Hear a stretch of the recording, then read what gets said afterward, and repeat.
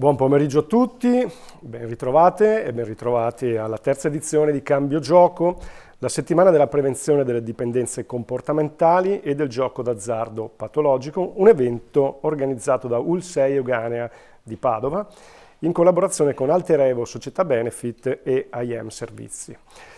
Ancora una volta e con molto piacere ringraziamo i molti enti che hanno patrocinato questa iniziativa e i partner, i media partner che da tutta Italia ci aiutano a rilanciarla, a diffonderla. Ci troviamo a Padova, all'interno del Barco Teatro, stiamo trasmettendo come sempre in diretta sulla pagina Facebook di Cambio Gioco e sul canale YouTube dell'UL6 Euganea. Come avrete potuto certamente già vedere, c'è un sito dedicato a questa settimana di formazione, di eventi e di contributi dei nostri esperti. Il sito è www.cambiogiocoul6.it.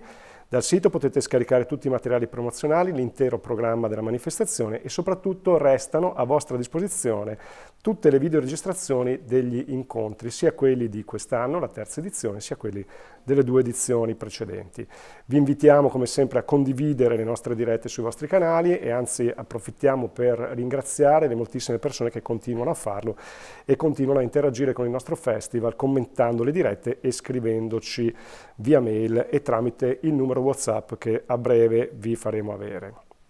Passo ora la parola per un saluto istituzionale al dottor Stefano Vianello, che è direttore dei servizi sociosanitari dell'UL6 Euganea, che ringraziamo per averci raggiunto nuovamente qui a Cambio Gioco. Laggiù. Grazie. Buonasera a tutti, intanto porto i saluti della direzione del dottor Paolo Fortuna. Facciamo squadra, un bel titolo per la serata e per la discussione che seguirà. Nella nostra ASL, nella nostra provincia di Padova, ci sono ben 38 club, 38 associazioni che collaborano attivamente con noi e sono parte integrante del Dipartimento delle Dipendenze e danno un contributo veramente fondamentale, non solo come sappiamo nell'area dell'alcolismo, ma in tutte le forme di dipendenza. E stasera discuteremo proprio del contributo che possono dare come nella rete territoriale per quanto riguarda anche le dipendenze da gioco patologico. Inutile che io mi dilunghi su questo, vi porto veramente, io ho avuto la fortuna di assistere anche all'apertura, che è stata veramente interessante, e questa settimana veramente darà dei contributi importanti, come sicuramente potrete come già è stato nelle scorse edizioni, perché ho visto i numeri delle scorse edizioni sono stati veramente importanti. Ecco, quindi grazie ancora per il lavoro che avete svolto, come in particolare ringrazio la dottoressa Camporese che si è fatta carico e tutti i suoi collaboratori, ovviamente la dottoressa Zaban. Buon lavoro. Grazie dottore. E abbiamo la gradita presenza anche della dottoressa Margherita Colonnello, assessore del Comune di Padova, in rappresentanza dell'amministrazione comunale. Grazie dottoressa che ci ha raggiunti per un indirizzo di saluto. Grazie e a voi innanzitutto, sono contenta di essere qui alla terza giornata, mi è dispiaciuto molto perdermi l'inaugurazione perché questo sta diventando un tradizionale appuntamento fisso per tutta Italia ma soprattutto per la nostra città, con un valore aggiunto che l'ULS porta non soltanto credo sul tema del gioco e delle dipendenze ma più in generale su una nuova visione di salute e sappiamo quanto ci serve al giorno d'oggi. Devo dirvi che rispetto ai recenti eventi di cronaca politica internazionale che penso occupino la gran parte delle conversazioni di tutti noi, mi è tornato un po' in mente la lettura del Giocatore di Dostoevskij, aperta e chiusa parentesi, a proposito di quali sono i riferimenti culturali che formano l'identità europea, e dove è descritto molto bene come si sente un giocatore d'azzardo, ma è anche descritto quando va alla roulette questa necessità di continuare a giocare per uno spirito, un'adrenalina che continua a sentire e che gli impedisce di smettere. E adesso nella roulette forse ci sentiamo un po' tutti, i confini tra gioco e serio, tra quello che è adrenalina e quello che invece è la razionalità anche dei decisori politici forse inizia ad essere un po' sfumato. Io ho la sensazione forse condivisa di vivere in un mondo che sta andando un po' fuori controllo. E mi sono anche chiesta quanti di questi meccanismi adrenalinici sottostanno a certe scelte che mi sembrano essere prese con forse troppa fretta e poca ponderazione. E allora vi ringrazio perché ringrazio la dottoressa Camporese, la dottoressa Zavan, il SERD, ma anche naturalmente l'ULSS di Padova per questa opportunità formativa che leggo in quest'anno non soltanto come un monito rispetto a una patologia e rispetto a un target di popolazione che ci preoccupa e che insieme monitoriamo, perciò vi ringrazio anche per la vostra professionalità quotidiana, ma anche proprio come un'occasione culturale di approfondimento che ci consenta un po' di distinguere il gioco sano dal gioco d'azzardo e la serietà e l'umorismo quando serve, da invece ciò che sembra una deriva di fretta che ci porta verso un mondo che sembra una roulette. Quindi vi ringrazio di questo vostro impegno, di questo vostro afflato culturale che consente a un'intera comunità di crescere. Grazie. Grazie. Grazie a lei, dottoressa. E allora entriamo nel merito di questo incontro, un incontro che ha come titolo Facciamo squadra, un titolo che riecheggia il nome stesso del nostro festival di quest'anno, cioè Connettiamoci. Abbiamo con noi le associazioni di auto mutuo aiuto del territorio e quindi ringraziamo per la loro presenza innanzitutto la dottoressa Zavan, che è direttore del Dipartimento Dipendenze dell'ULSS Euganea. Benvenuta dottoressa, che ci aiuterà anche un po' a tirare le fila di questo incontro. E poi abbiamo per gli alcolisti anonimi la dottoressa Daniela De Maria, fiduciaria degli alcolisti anonimi. Benvenuta dottoressa, grazie per essere qui. E per l'ACAT, cioè i club alcologici territoriali, il dottor Giancarlo Zecchinato, presidente dell'ACAT Bassa Padovana. Benvenuto dottore. Abbiamo inoltre altre presenze, qui sono in anonimo nel rispetto della loro funzione di rappresentazione proprio delle associazioni territoriali e quindi daremo la parola più tardi anche ad alcune persone che sono presenti ma non vedete inquadrate. Per la realtà che si chiama NA, cioè Narcotici Anonimi, avremo una rappresentante qui con noi e poi altrettanto per i giocatori anonimi, un rappresentante prenderà la parola e infine anche per GAM Anon, che è l'associazione dei familiari di giocatori compulsivi. Allora io lascio per una primissima introduzione la parola alla dottoressa Zavan, che poi a sua volta la passerà ai nostri ospiti. Grazie mille. Intanto benvenuti. Buon pomeriggio a tutti, dato che è pomeriggio anche quelli che sono online. Ci tengo particolarmente io a questa sessione e lo dico per il grande affetto e il legame che ho con i gruppi territoriali. Ringrazio anche la dottoressa Colonnello che è qui, perché non è un caso che sia qui proprio lei, no? Che ha già cominciato a collaborare e a vedere una realtà territoriale che a volte non è così evidente. È presente ma ha una sua discrezione nello stare dietro alle quinte. E invece certe risorse del territorio andrebbero conosciute, andrebbero viste, perché non sono invisibili, no? E quindi la visibilità ha la sua importanza, che non significa la visibilità del singolo individuo, ma la visibilità di un movimento, di un pensiero sul territorio. L'altra ragione per cui io sono molto attaccata ad iniziative di questo genere è perché nelle manifestazioni pubbliche è molto importante sentire le parole degli esperti, ma è anche molto importante sentire le parole della gente, di chi è passato attraverso le esperienze, di chi, come dire, è maestro di se stesso in qualche modo, e credo che questo sia un punto fondamentale, no? del lavoro dei gruppi territoriali. Noi abbiamo tante tipologie di gruppi territoriali, però per quelli che hanno a che fare con le dipendenze do indicativamente due grosse linee. Uno, quello che fa capo all'ARCAT, e poi il dottor Zecchinato ci spiegherà bene il tipo di attività che fa, e l'altra è la grande famiglia dei programmi 12 passi, delle associazioni 12 passi, di cui fanno parte i narcotici, gli alcolisti e così via, che sentirete parlare. Sono dei movimenti che hanno molto da insegnarci, e anche dal fatto di dire che la resilienza è una cosa reale, le capacità delle persone di mettere in atto le proprie esperienze in maniera positiva è una concretezza anche nel nostro territorio. Per questa ragione, per non dilungarmi, lascio la parola per primo al dottor Zecchinato, che voglio ringraziare del fatto di essere qui. Era il vecchio, tanto ormai di giorno non c'è più nessuno, il vecchio direttore del CERT di Padova. Io lo ringrazio tanto anche per l'appoggio e il sostegno che tante volte mi dà in alcune situazioni. Come rappresentante ARCAT, prego. Grazie Valeria, buonasera a tutti. È con piacere che ho accettato ormai questo appuntamento annuale che ha visto veramente una crescita negli anni. Entro subito nel dettaglio del nostro lavoro. I gruppi degli alcologici territoriali hanno solo un unico interlocutore fondamentale: le famiglie che frequentano settimanalmente i nostri gruppi di autoaiuto.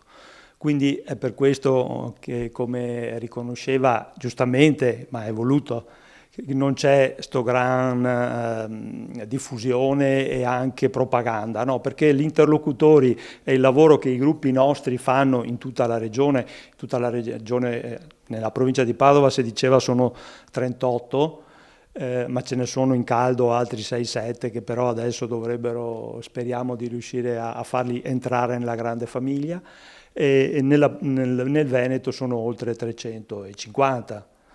E quindi voglio dire con 4.000 famiglie più o meno che ruotano attorno settimanalmente. Ecco, l'appuntamento è questo, insomma. Gli interlocutori fondamentali sono le famiglie che sono sofferenti, che hanno problemi. Gli stessi interlocutori che hanno gli amici degli alcolisti anonimi e che hanno delle metodologie diverse, ma che l'obiettivo è sempre lo stesso. Quindi noi siamo molto favorevoli che ci siano una pluralità di presenza, perché poi le persone con cui interloquiamo hanno bisogni diversi e non è che siamo in grado noi di rispondere a tutti i bisogni, e se siamo più che con strategie e metodologie diverse è bene, è meglio. Un'altra riflessione che volevo fare è che ci troviamo in un momento in cui le nostre comunità non comunicano, non riescono a comunicare, è tutto spostato su comunicazioni un po' formali, no? Adesso va molto di moda attraverso il telefonino, pensate ai nostri ragazzi.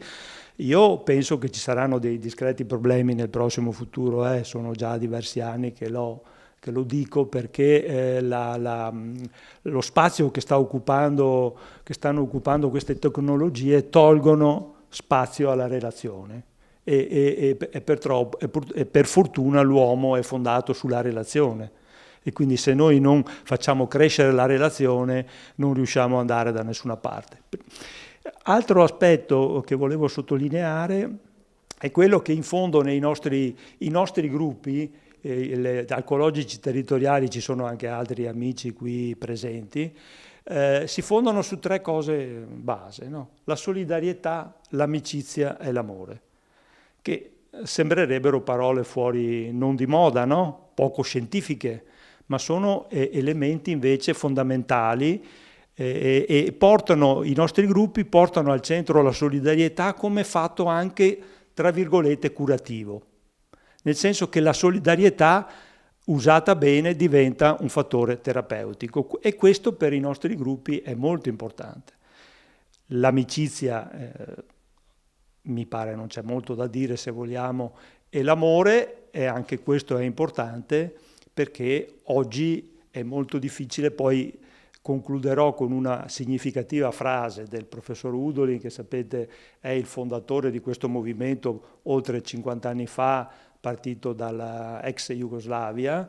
Io ho avuto il piacere e l'onore di conoscerlo ripetutamente negli anni, e di fare la prima formazione che lui ha fatto in provincia di Padova, la prima 1985.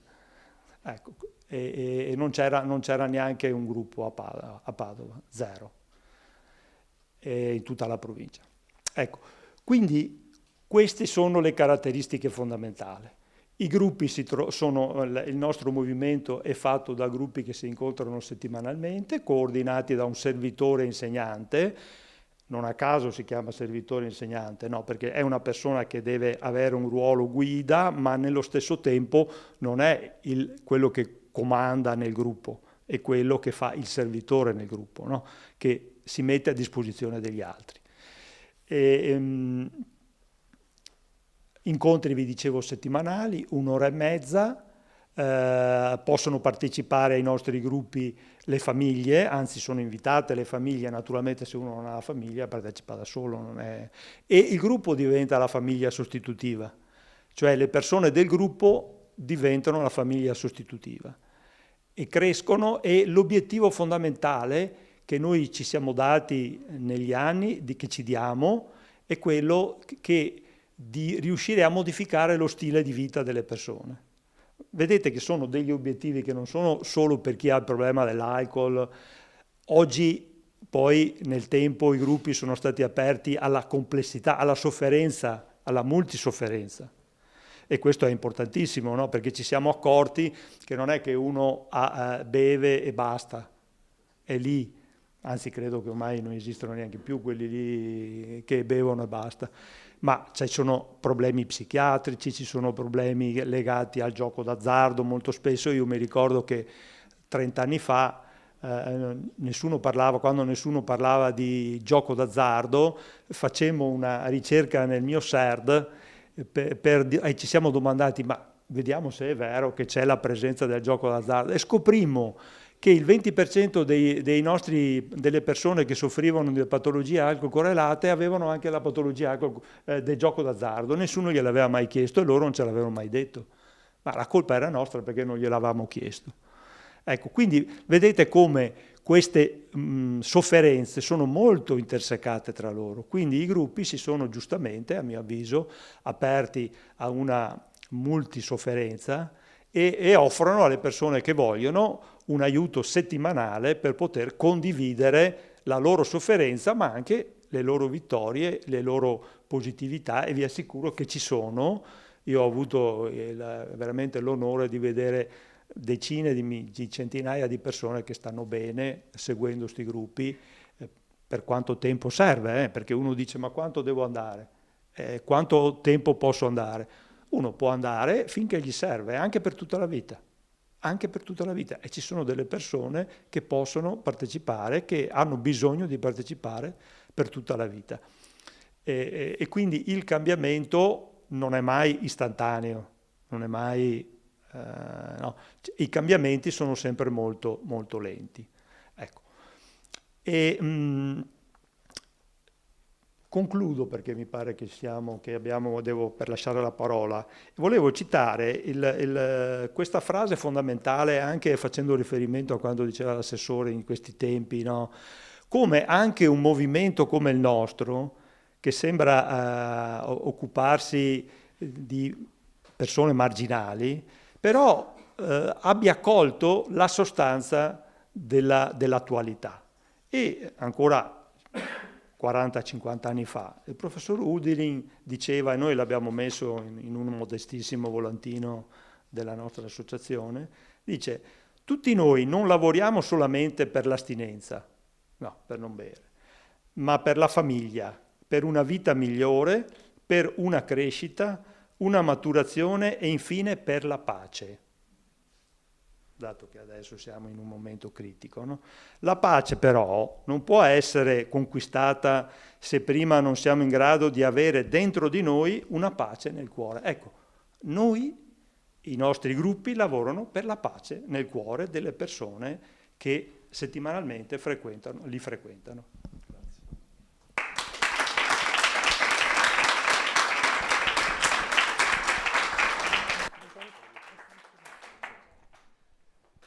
Grazie mille, dottore.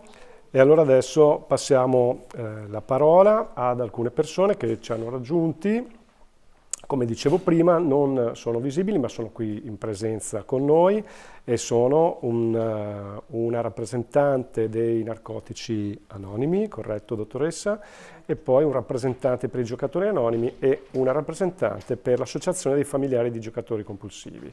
Ecco, grazie per essere qui. Lasciamo la parola quindi ai Narcotici Anonimi per un loro primo intervento.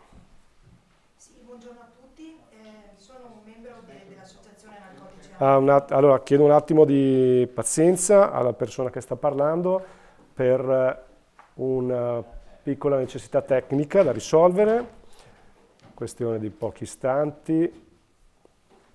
Ecco, credo che ci siamo, facciamo una prova del microfono. Mi sentite? Ecco, adesso sì, Perfetto. Forte e chiaro, grazie. Allora sì, io buongiorno a tutti, sono un membro dell'Associazione Narcotici Anonimi.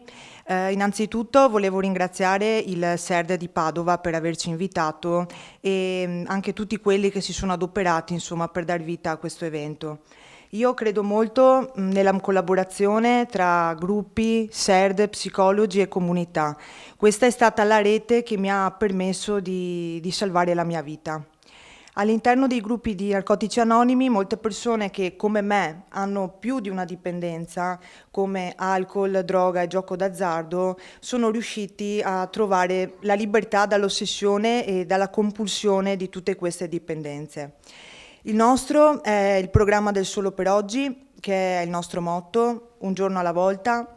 All'inizio pensare che si possa fare per sempre è una cosa impossibile per la nostra testa, ma con l'aiuto delle telefonate, facendo magari a qualche membro anziano del gruppo e facendo azione, cioè andando a una riunione a condividere il nostro malessere e le nostre paure, si riesce a raggiungere le 24 ore di astinenza. Per essere membro di Narcotici Anonimi è richiesto un solo requisito, che è il desiderio di smettere di usare, e chiunque può unirsi senza preclusione di età, razza o identità sessuale, religione oppure anche assenza di religione. Quando si arriva nelle stanze, che è così come le chiamiamo noi, insomma, ci viene data una vera possibilità di riscatto. Sta a noi saperla cogliere. Il nostro programma si basa su dei principi scritti, i più importanti sono 3, che è l'onestà verso gli altri ma soprattutto verso noi stessi, l'apertura mentale, che è cominciare ad ascoltare quello che ci viene detto per poi decidere insieme quali sono le scelte giuste per noi, e il terzo è la buona volontà, cioè fare azione, fare una telefonata, andare a una riunione oppure leggere i nostri libri. Però una cosa che a me ha sempre colpito tanto è che mi hanno detto che l'importante è che ci provo. Cioè nessuno mi ha mai chiesto di riuscirci o di non commettere errori, ma di continuare sempre a provarci. Poi la resa e l'accettazione sono la base del nostro programma, che è il nostro primo passo, che lavoriamo tutti i giorni praticamente, perché l'accettare che ho una malattia progressiva e mortale se non la arresto e che non sono responsabile di questa, però lo sono del mio recupero. La cosa più importante, la cosa più difficile all'inizio è arrendersi al fatto che non si può più frequentare le persone che usano e che giocano e che bisogna cambiare totalmente i luoghi dove si va e le persone con cui si stava. È cambiare completamente la nostra vita, quindi non è semplice ma non è impossibile.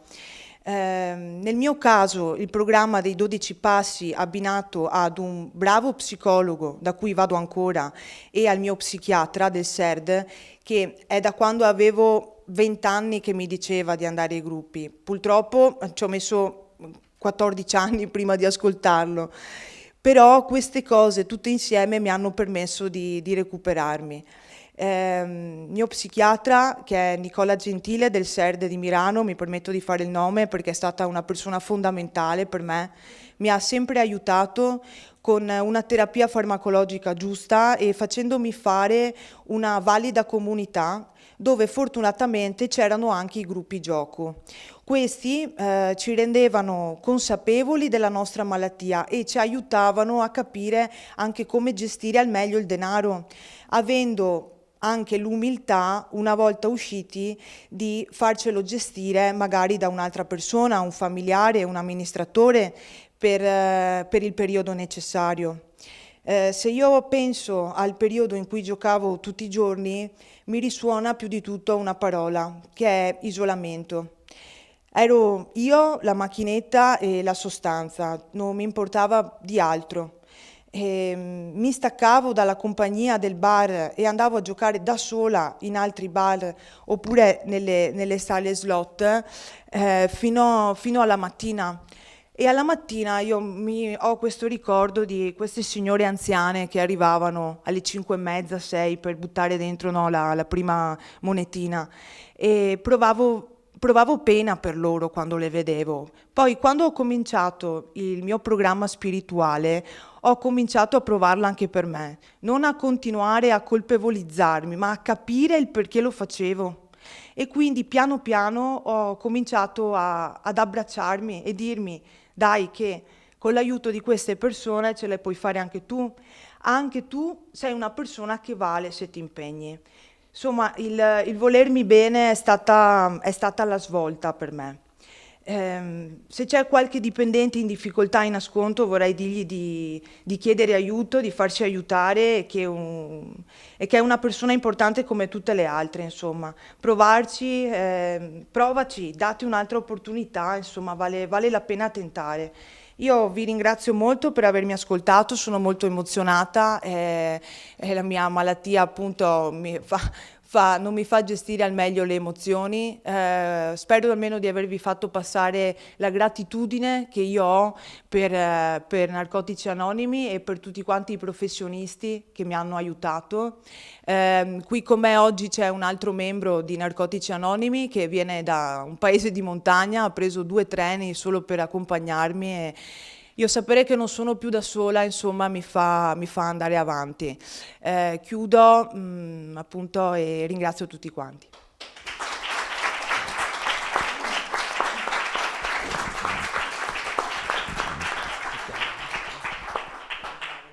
Grazie veramente, una testimonianza molto preziosa che credo e spero abbia raggiunto molte delle persone che ci ascoltano. Dottoressa, passiamo la parola alla dottoressa De Maria, fiduciaria nazionale di Alcolisti Anonimi, la madre di tutte le associazioni 12 Passi, perché, come si dice, no? Anonimi ma non invisibili. Buonasera a tutti, benvenuti, grazie per avermi invitata. Io sono Daniela De Maria, fiduciaria non alcolista dell'Associazione Alcolisti Anonimi. Sono stata però una professionista della relazione d'aiuto per quasi 40 anni e lì ho avuto la fortuna e l'occasione di collaborare, conoscere prima e poi collaborare con i gruppi dei 12 Passi, dagli Alcolisti Anonimi agli Al-Anon, ai GA, ai narcotici, ai Gamanon e ai mangiatori compulsivi. Qual è il mio ruolo oggi? Il mio ruolo oggi è quello di figura ponte tra l'esterno e l'interno. Sono un'esterna che vive la vita dell'associazione e cerca di portare l'informazione a chi ancora non conosce e non riconosce l'efficacia di questi gruppi.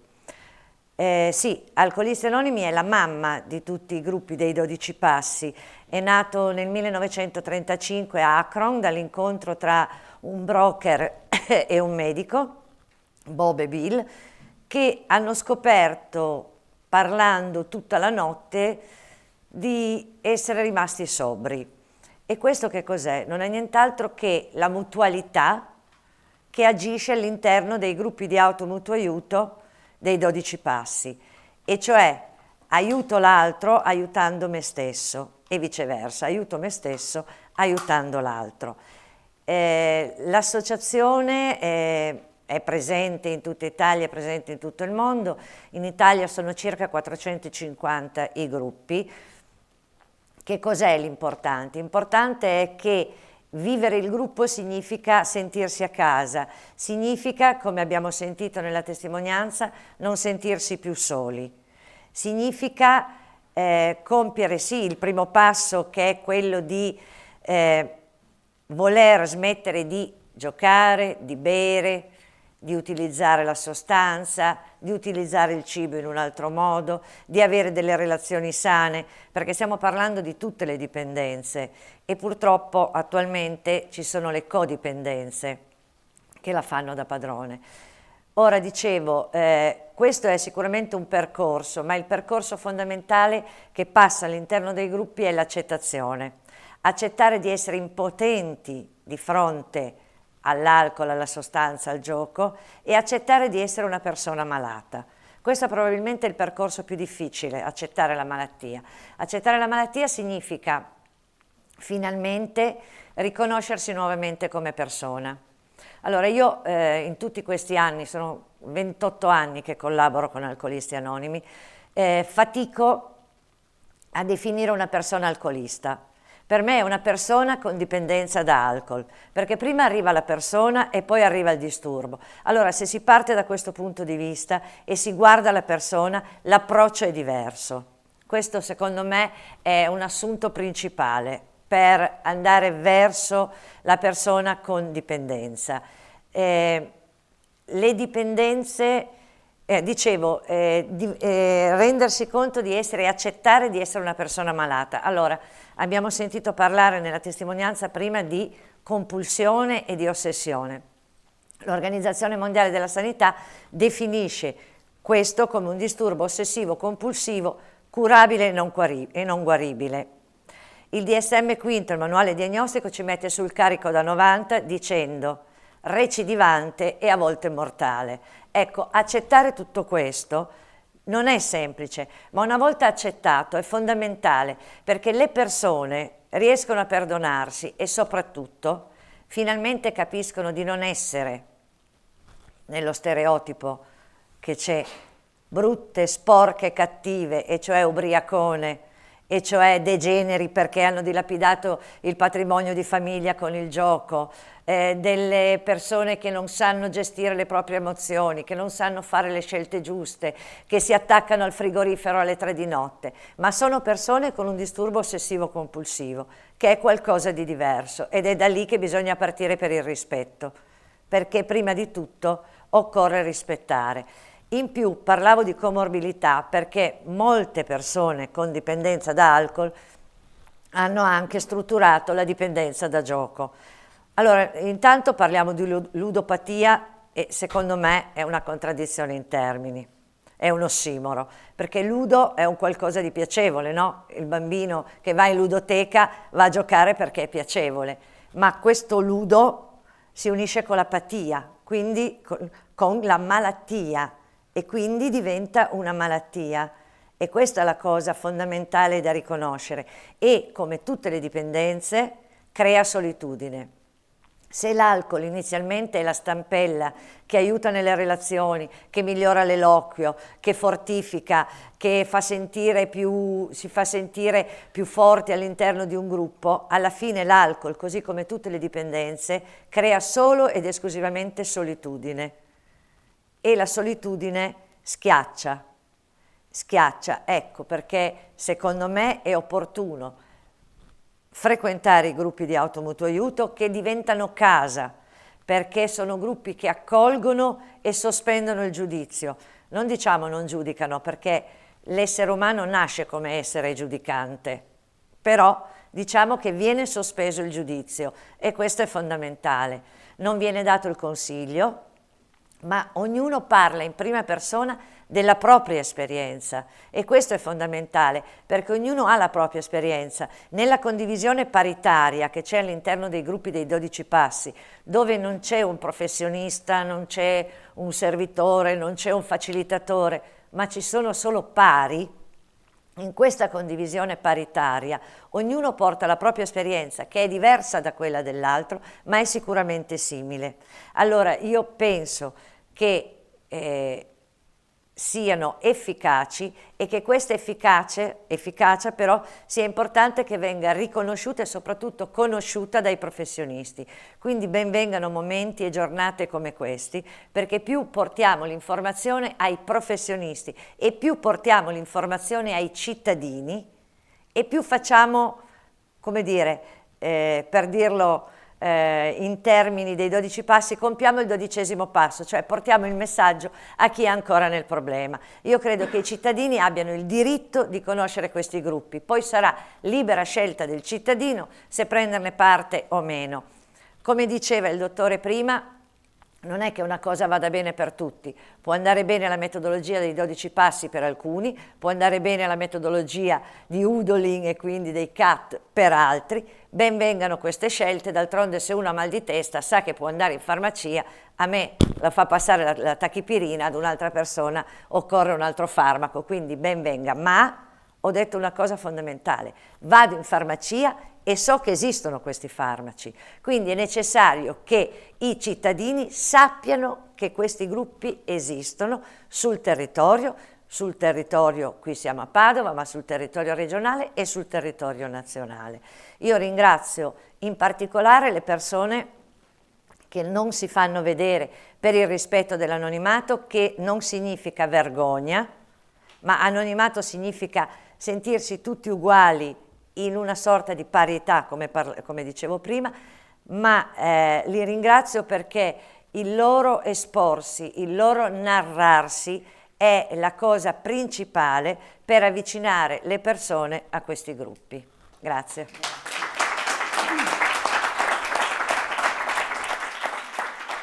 Grazie mille dottoressa, ci uniamo tutti a questi ringraziamenti veramente molto sentiti e diamo il benvenuto anche a un rappresentante di Giocatori Anonimi che è appunto qui con noi e gli lasciamo la parola. Grazie per essere qui.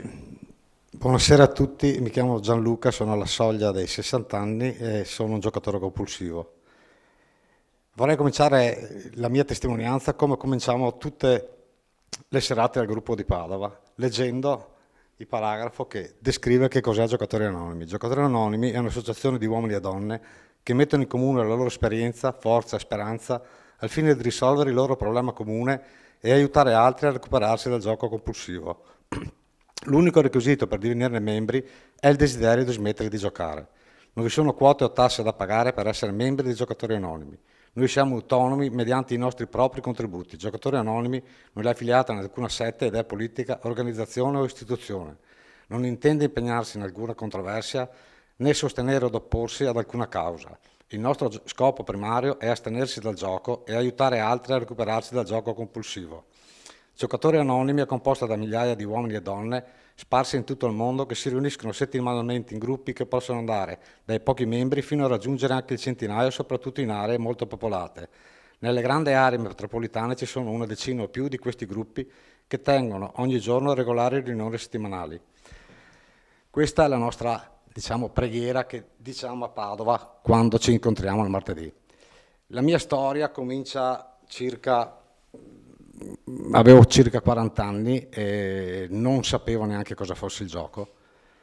Per caso da ragazzino si giocava alla schedina del Totocalcio, la giocavo con mio padre, poi in Italia hanno eliminato il Totocalcio e hanno messo i corner per poter andare a giocare alle schedine e io alla domenica mi andavo a giocare alla schedina con mio fratello e con mio padre, giocavamo 5-6 euro a testa e una domenica sono andato a giocare una schedina, ho giocato 8 euro, mi ricordo, e mi ha dato la ragazza della cassa, mi ha dato 2 euro di resto e avevano messo queste macchinette dentro al corner, ho detto quella che roba è, fa, ma sono delle macchinette, se è una combinazione vinci, e la mia è la storia dell'80% dei giocatori compulsivi perché io frequento da 5 anni e la mia storia si riflette in moltissimi giocatori. Ho messo 2 euro, la prima volta che ho schiacciato il pulsante ne ho vinti 100, lì è finita la mia vita, perché praticamente da quel giorno io sono caduto in un baratro che non aveva fine, cioè la mia giornata, io sono un autonomo, una ditta mia con mio fratello, io passavo la giornata nel cercare di pensare come fare ad avere il tempo libero per andare a giocare alla sera, di sabato e di domenica. Portavo via la famiglia pur di essere da solo, isolato in quella maledetta sala per giocare, buttare dentro tutto quello che avevo. Questo fino ad aprile del 2021, poi ero arrivato veramente a toccare il fondo e una domenica sera, praticamente dovevo rientrare con dei soldi in banca, il direttore mi ha costretto a rientrare per il lunedì, io non li avevo per rientrare e ho lasciato un biglietto sopra il tavolo scusandomi con i miei figli che sono grandi, ho una figlia di 30 anni e un figlio di 27 che fortunatamente sono ancora con me assieme a mia moglie che non finirò mai di ringraziarla. Gli ho detto non meritate il padre che avete, me ne sono andato di casa con l'intenzione di fare finita. Sono arrivato fino a Bari in macchina senza una meta. Quando sono arrivato a Bari mi ricordo che ero in Puglia, a Bari, comunque ero in Puglia, ero sopra ad un viadotto, volevo buttarmi giù. Quella era la mia idea. In quel momento mi sono visto davanti la faccia di mia figlia e di mio figlio, ho detto non posso buttarmi giù perché al mio male aggiungerei il male dei miei figli. Ero partito con 500 euro in tasca, ho guardato in portafoglio e ne avevo 250, ho detto 250 euro sono quelli che mi rimangono perché se ne ho spesi 250 per arrivare qua, me ne vogliono 250 per tornare a Padova. Ho detto adesso devo fare due cose, o mi butto giù o con i 250 euro che mi rimangono torno a casa. Ed è quello che ho fatto. Sono arrivato fino nelle vicinanze di Bologna cercando una cabina telefonica, è un'impresa perché adesso, ora come ora, quando ero ragazzino c'erano cabine in tutti gli angoli, non riuscivo a trovare, avevo lasciato a casa il telefono, avevo lasciato a casa tutto per non essere rintracciabile. E mi ricordo che vicino ad una caserma dei carabinieri ho trovato una cabina, ho chiamato mia figlia ed era disperata, mi ha sentito piangendo, papà torna a casa, e ho detto aspettate il tempo pratico per tornare. Sono tornato e mi hanno accolto a braccia aperte. Mia figlia, mia moglie e mio figlio si sono impegnati, istantaneamente mi hanno mandato al SERD e mia figlia ha avuto il numero di giocatori anonimi. Qui comincia la mia storia, la mia seconda vita comincia qua. Io praticamente sono rinato quel giorno, sono entrato nella stanza di giocatori anonimi e sentivo parlare i ragazzi che erano parte del GA di Padova, mi sembrava, ho detto questi sono degli UFO, ho detto non so su che mondo vivono. Io ero ancora con la mia testa sballata, sentivo parlare di sti passi, ste robe, per me mi sembrava una roba impossibile da praticare. Poi ho fatto la mia prima testimonianza e da lì, infatti il primo passo dice ammettere a se stessi e agli altri di essere impotenti davanti al gioco e chiedere aiuto. Io in quella sera, la prima sera, ho capito che era l'unica fonte di salvezza che avevo. Mi sono aggrappato al gruppo, nel contempo frequentavo il CERT, ringrazio sempre la dottoressa Bovo, la dottoressa Bassan che mi stanno seguendo, sono due persone che mi hanno sopportato e supportato in questi anni. Ho avuto un'unica ricaduta in quasi 5 anni, 4 anni e mezzo che non gioco, di una sola sera pesante, ma mi ha fatto capire che la mia è una malattia che non si curerà mai. L'ho avuta circa 2 anni fa, sono astinente da 2 anni e diciamo che il gruppo di giocatori anonimi è la mia famiglia. Io quando entro là trovo delle persone che capiscono quello che io dico, che sanno quello che io faccio, che ho fatto e che hanno fatto anche loro. È una condivisione, diciamo, che ti aiuta ad andare avanti, che ti tiene sempre con gli occhi aperti davanti a quello che può essere un tranello che ti si pone davanti. Io frequentavo le VLT, ce n'è uno ogni 50 metri, è come il demonio che ti corre dietro, però io sono riuscito e adesso sono contento di me stesso, vivo la mia vita tranquilla, ho recuperato la mia famiglia perché ho avuto la fortuna di non essere cacciato di casa come tanti altri miei compagni che invece si sono trovati in mezzo a una strada. Mi trovo adesso a vivere una vita serena, tranquilla.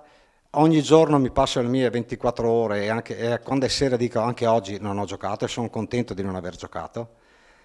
Ho recuperato la voglia di vivere, le cose più banali sono diventate le cose fondamentali, andare a fare una passeggiata con mia moglie e il cane,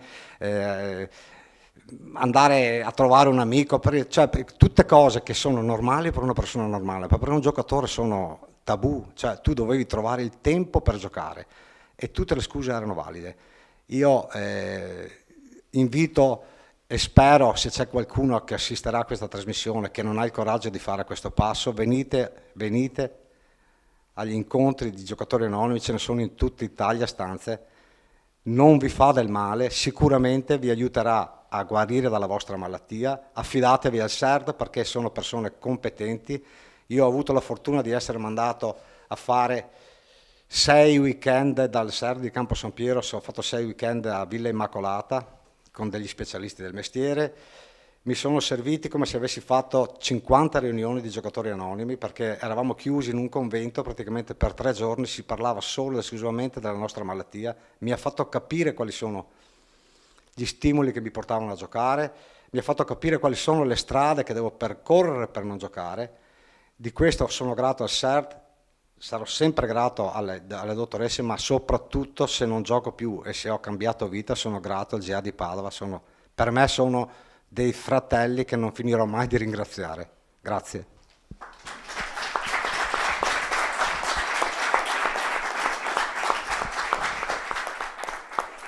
E la gratitudine è certamente il sentimento che si respira in sala nei confronti di queste persone che sono venute oggi a portare la loro testimonianza, che ringraziamo veramente tanto. E allora lasciamo la parola anche ad una rappresentante dell'Associazione di Familiari di Giocatori Compulsivi che è qui con noi a Cambio Gioco. Grazie per essere qui. Grazie, io sono moglie di un giocatore compulsivo e rappresento Gammanon, che è un'associazione di automutuo aiuto che segue il programma dei 12 passi e offre speranza e aiuto quando una persona cara ha un problema di gioco d'azzardo. Vivere con gli effetti del gioco di qualcun altro è spesso troppo devastante da sopportare senza un aiuto. Famiglia e amici sono i benvenuti, sia che il giocatore ricerchi aiuto oppure no, o neanche riconosca di avere un problema di gioco. Naturalmente non ci sono quote da pagare, come avete sentito anche dai miei compagni. In Gammanon comprendiamo, come forse pochi altri possono fare. Noi abbiamo conosciuto la preoccupazione, le notti insonni, le promesse fatte solo per essere infrante. Possiamo diventare ansiosi e insicuri per come dobbiamo combattere contro il deterioramento delle nostre relazioni, i problemi economici, i debiti causati dal gioco d'azzardo.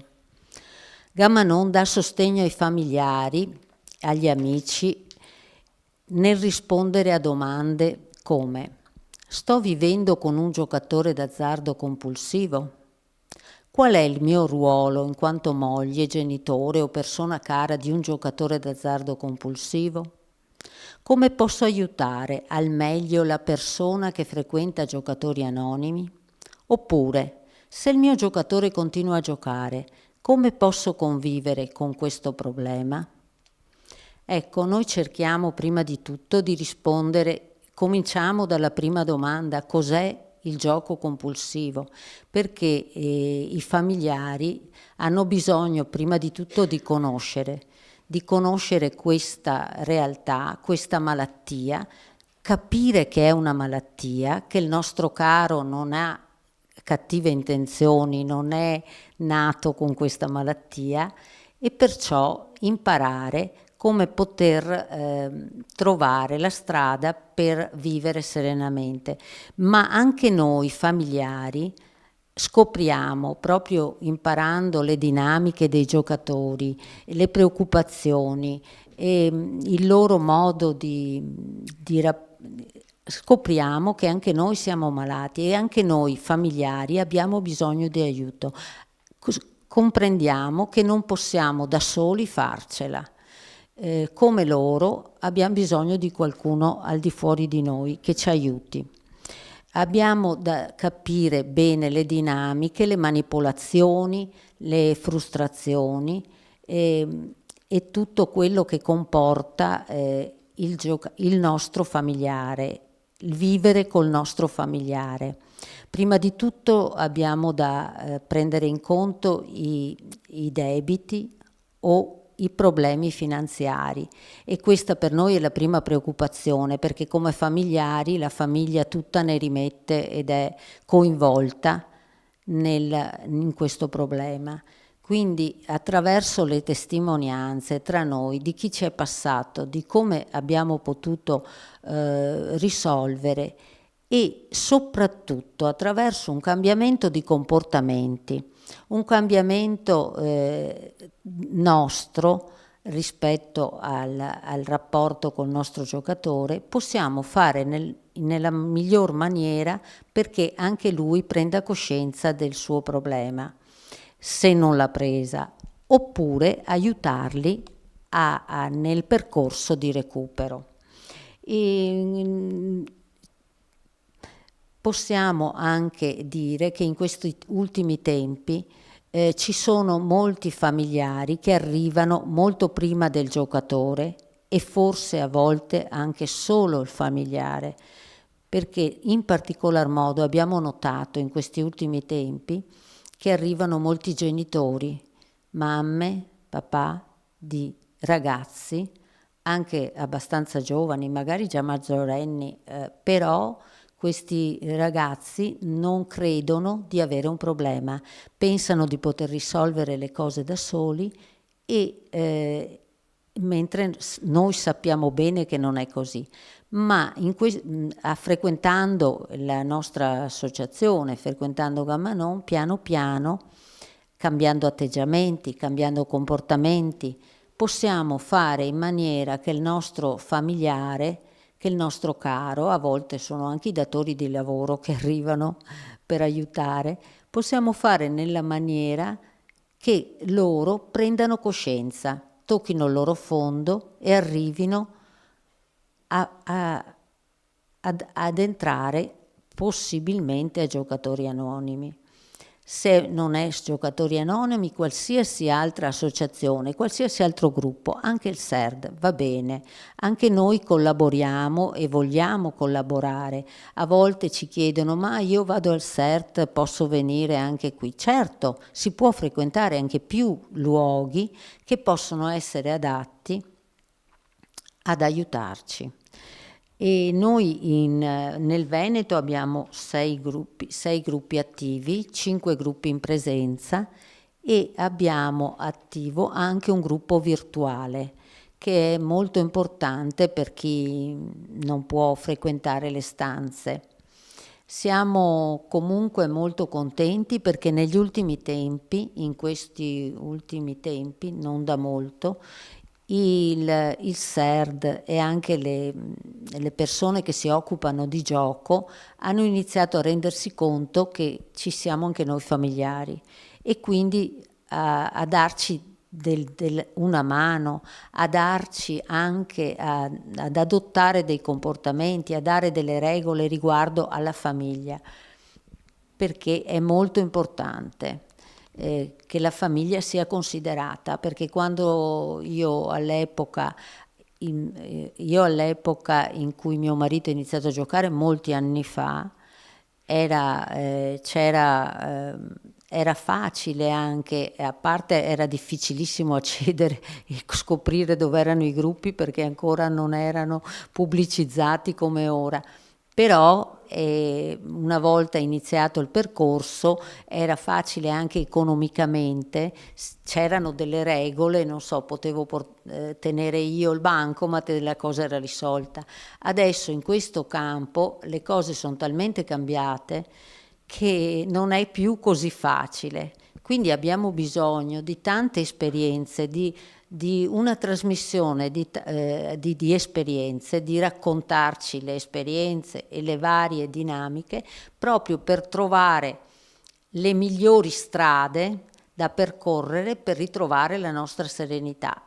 Chiaramente la prima cosa è la serenità economica, perché una famiglia non può sopportare di vivere in quel momento. Poi quando abbiamo la serenità economica iniziamo anche un percorso personale di crescita, e vi assicuro che è un cambiamento di vita totale. Io vi ringrazio ancora di questa opportunità, vi ringrazio tutti tutte le persone del SERD, le persone che hanno, e anche questa settimana che è molto interessante, hanno fatto incontri molto interessanti in cui ho ritrovato anche ascoltando la citazione sui familiari, che sono importanti e credo siano importanti sia per i giocatori che per i narcotici, per tutti i gruppi, per tutte le dipendenze. Il familiare ha un suo grande valore. E grazie.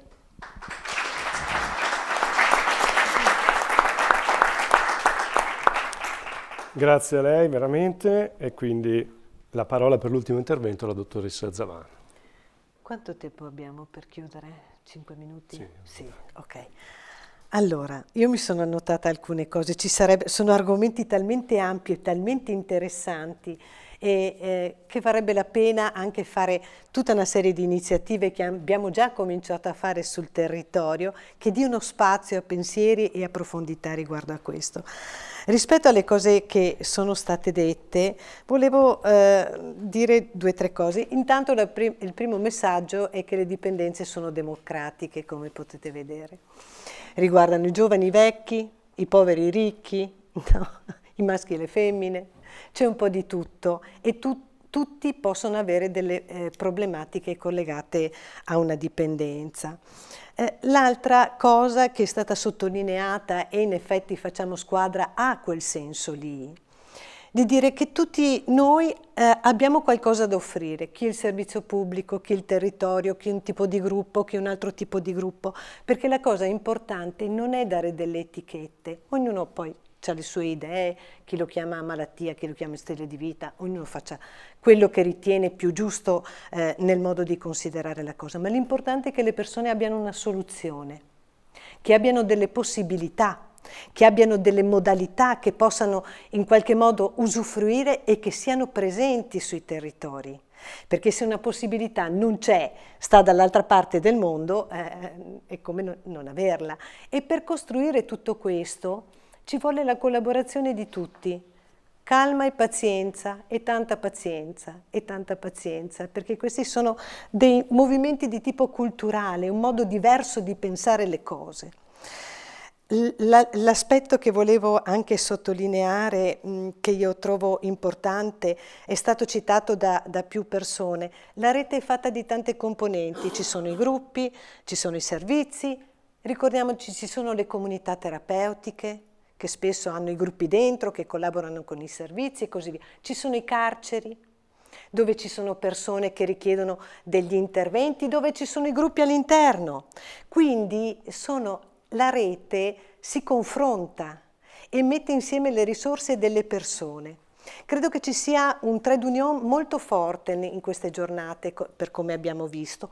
Tutti in qualche modo hanno detto qualche cosa, e vorrei chiudere con queste 2 ultime cose, che riguarda chi il corpo, come la dottoressa Viola, chi la mente, come altri, chi ha parlato ai giovani, ma tutti hanno detto una cosa fondamentale, che tutti noi, e non mi stancherò mai di dirlo, abbiamo bisogno di senso delle cose, di valori delle cose, che tante scelte che noi facciamo, e farmacologiche, e in realtà riempiono semplicemente una mancanza di senso, e magari, come diceva la dottoressa Viola, vale la pena, che ne so, decidere di non guardare il cellulare la sera e magari ti eviti pure il Tavor. Delle volte facciamo delle scelte semplici.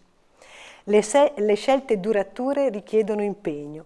E questa è la prima cosa che volevo dire. La seconda cosa che volevo dire è che nonostante siano state, rappresentati i modi in cui le persone arrivano ai gruppi o arrivano ai servizi, vorrei far presente che ciò che è importante poi è la gioia, che viene spesso poco sottolineata. Ma io che sono stata nei gruppi americani, ridono sempre. Cioè trovare le soluzioni significa una gioia, significa ritornare ad avere un sorriso, raccontare la propria storia di quanto si stava male è una parte della storia, ma la parte bella della storia è la conclusione della storia, perché da certe malattie non si guarisce, ma questa, ringraziando il Signore o chi volete ringraziare al posto suo, è una cosa che se uno ci mette la volontà, come è stato detto, in realtà ha delle capacità di farsi il resto della vita una vita sana, normale, piena di senso di cose e con dei valori in più. Ecco, io credo che in questo senso ringrazio tutti quelli che sono stati presenti perché rappresentano proprio nella carne tutte queste cose. Grazie a voi.